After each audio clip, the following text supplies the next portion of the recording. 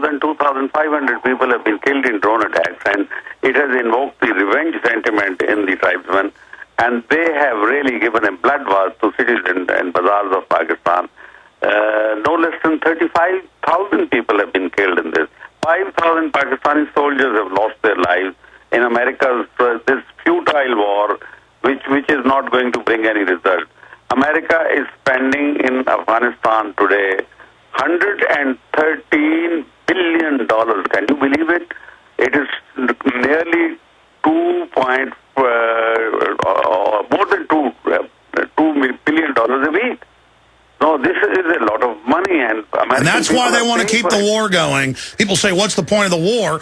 It's about the war profiteering, the opium, controlling who can build gas pipelines and oil pipelines through the region. It's for multinational corporations. It's bankrupting America. We pay for it. We get nothing out of it. And the good news is the head of the Speaker of the House, Boehner, has come out and given Obama until Friday to specifically say what's really going on in Libya. And I've got some intel that U.S. troops are preparing from Fort Hood to deploy in the next month to Libya. So this is appearing to become more than just a regional war, but a wider war. General Gul, in closing, go ahead. This is insanity, Alex. I tell you, please, people of America, a lot of them, I know millions of people are listening to you now. Please tell them, this is bad. We are your friends. We have stuck to your heels over so many years. We have been through the era of Cold War. We brought down the Soviet Red Menace, as it used to be called, from John Foster Dulles till today. Pakistan has paid a huge price, but America has every time betrayed us. Now look at this case of Raymond Davis and a parallel spy network they set up. It is a treason for a Pakistani, and in any country the law is that it is a treason to be spying for somebody else. But here are Pakistanis who have been hauled up, and now Americans, according to the UN, the New York Times report, they're very disturbed about it. Why should they be disturbed? If it happens in America, what would be their response? Why are they being so unfair and unjust to a country which has been a long-term ally and whom you need? The American people need this country. I can assure you, you need our support. I am a strategist and I understand all these things, and I'm a friend of America. I'm not the enemy. I'm critical of their policies, as many of you are within America. So there's nothing wrong. But the way they give me, I've just told you how... Well, General Gul, hold on. Let's finish up briefly after the break. I want you to finish this key thought on the other side, then we'll go to your phone calls.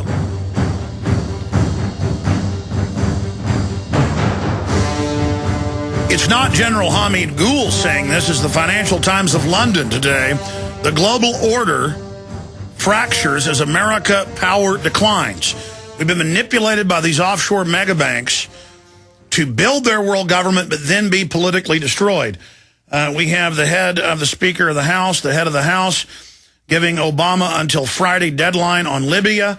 And now breaking, lawmakers sue Obama over Libya. A bipartisan group of House members announced today that it's filing a lawsuit charging that Obama made an illegal in-run around Congress. He said, I did it under UN authority and didn't even consult Congress. Again, this is against America's interest to go in and make an enemy of Pakistan when they told us months ago, get your drones out. And it continues. They want to set up a war with Pakistan, who's got nuclear weapons, and China has said they'll come in. This is not in our interest to trigger World War III, but these globalists are going to sit it out in Europe while this happens. Who got most of the bailout money? European private families. They hate America, and they're going to use the war to do it. General Gul, do you agree with that strategic, basic statement I just made? Yes, absolutely, 100%. A little more. I think this will be a disgrace if America was to be defeated at the hands of Taliban. Can you imagine that these nameless, faceless people, individual band groups, they are non-state actors, they are going to defeat America? I think that it has to be negotiated. You have to accept that you made a mistake. You came at a wrong time, in a wrong place, against the wrong people. They were not Al-Qaeda. They were not against America. And Pakistan's trying to give us an exit, so declare victory 10 years later and leave.